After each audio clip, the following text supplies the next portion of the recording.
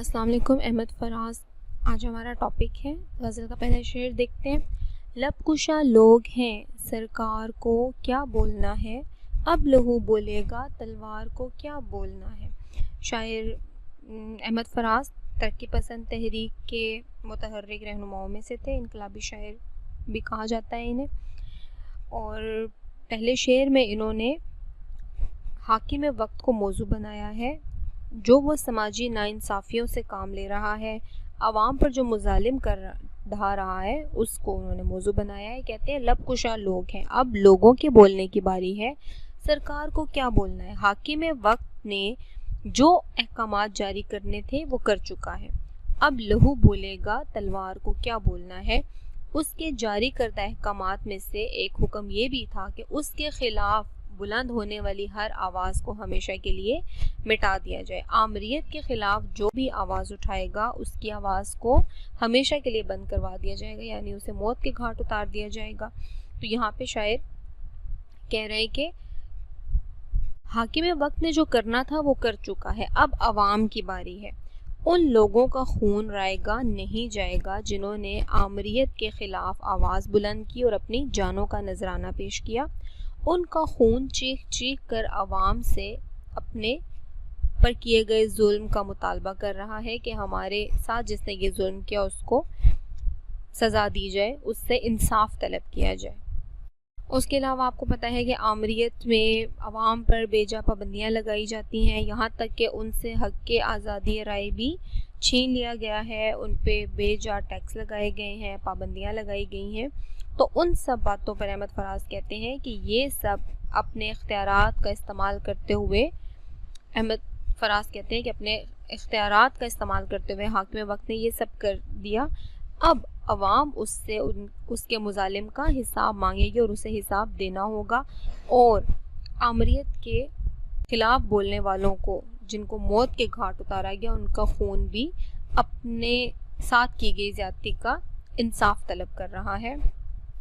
ظالم حکمران کو ان سب باتوں کا جواب دینا ہوگا، کیونکہ عوام طاقت ہے، عوام سرچشمہ ہے. جب عوام یکجا ہو جاتی ہے تو پھر ایسی ظالم حکومت کو زوال سے کوئی بھی نہیں بچا سکتا. حوالہ شعر اس میں دیکھیں. ظلم پھر ظلم ہے، بڑھتا ہے تو مٹ جاتا ہے، خون پھر خون ہے، بہتا ہے تو جم جاتا ہے. شاعر کہتا ہے کہ حاکم وقت نے جو کرنا تھا وہ کر چکا ہے، اب عوام کے بولنے کی باری ہے. اب عوام اپنی آواز بلند کرے گی ظلم کے خلاف، جبر کے خلاف، ناانصافی کے خلاف، اور اپنے حقوق واپس لینے کے لیے، جمہوریت کے پرستاروں کے خون کا بدلہ لینے کے لیے عوام اپنی آواز بلند کرے گی، تاکہ آئندہ کوئی حکمران اس روش پر چلنے کی جرت نہ کرے. ان مرنے والوں کا خون بولے گا، احتجاج کرے گا، رائے گا نہیں جائے گا، اور عوام کا زور حکومت کا تختہ الٹ دے گا. ایک اور حوالہ آپ اس میں لکھ سکتے ہیں. تم نے جس خون کو مقتل میں دبانا چاہا، آج وہ کوچہ و بازار میں آ نکلا ہے. فراز اپنی مزاحمتی شاعری کے ذریعے ظالم حکمران کو اس کا انجام بتا رہے ہیں، سماجی ناانصافیوں پر آواز اٹھا رہے ہیں، اور عوام کو اپنے حقوق کے لیے خود لڑنے کا درس دے رہے ہیں. شعر نمبر 2 دیکھتے ہیں. بکنے والوں میں جہاں ایک سے ایک آگے ہو، ایسے میلے میں خریدار کو کیا بولنا ہے. شعر نمبر 2 میں شاعر ملک کے غداروں اور عوام کے اصل مجرموں کا ذکر کر رہا ہے، جو اقتدار، دولت دنیا اور عیش و آرام کے لیے اپنے ضمیر بیچ دیتے ہیں، اپنی قوم و ملت سے غداری اور دشمنوں سے وفاداری نبھاتے ہیں.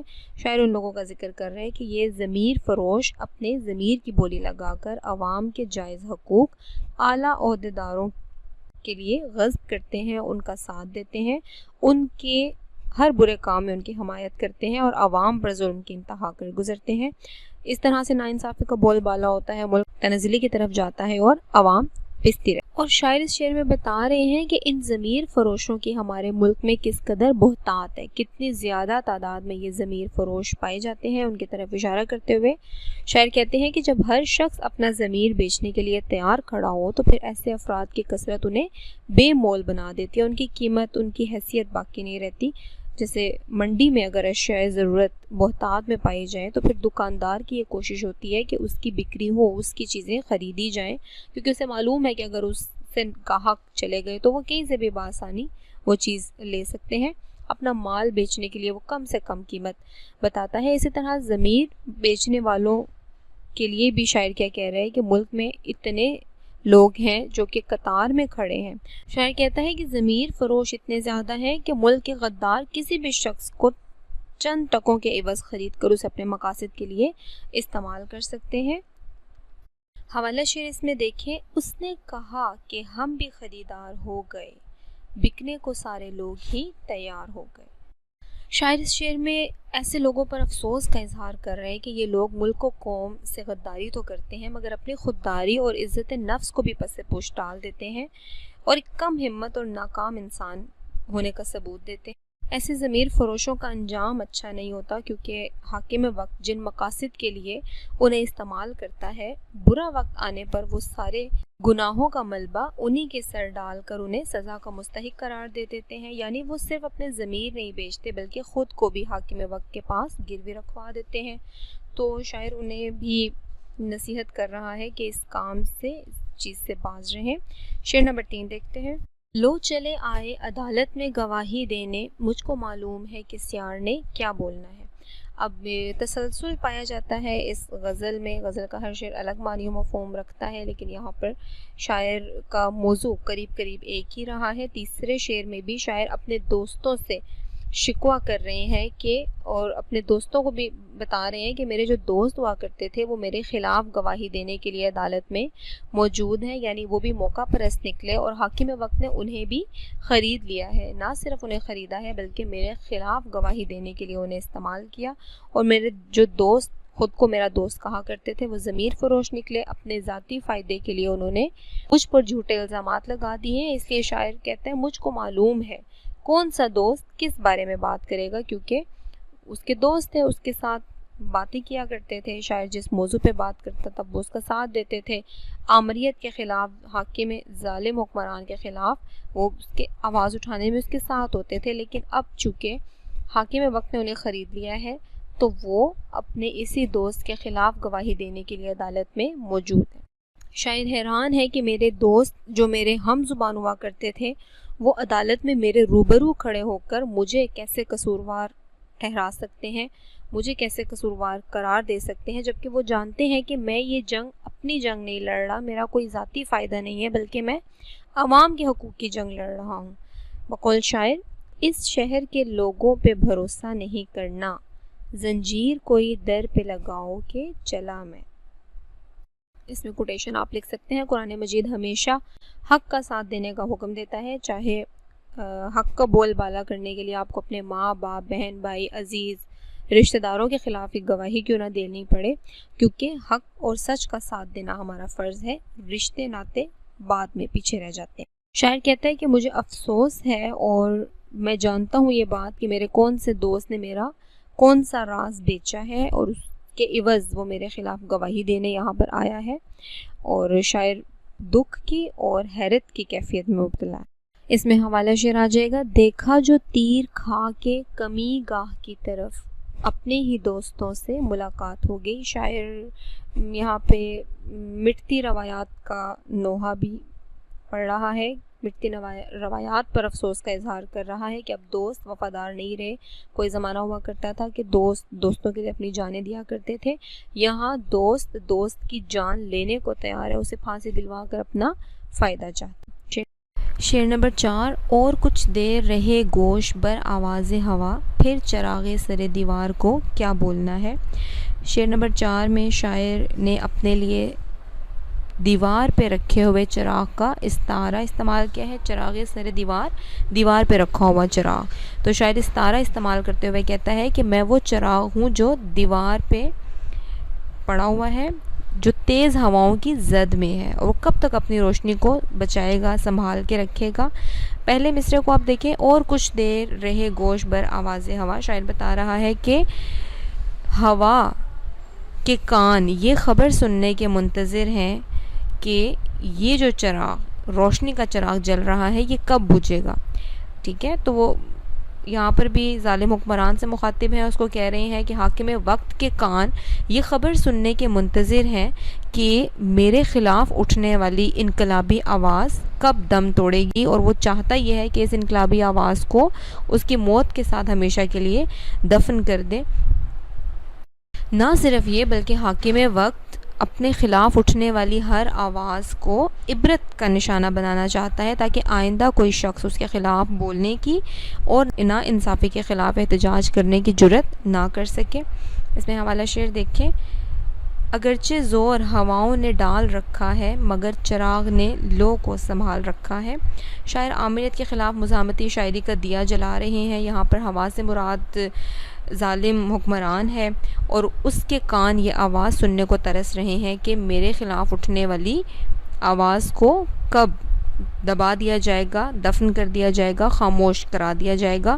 شعر نمبر 5 دیکھیں، مجھ سے کیا پوچھتے ہو آخری خواہش میری، ایک گناہ گار سرے دار کو کیا بولنا ہے۔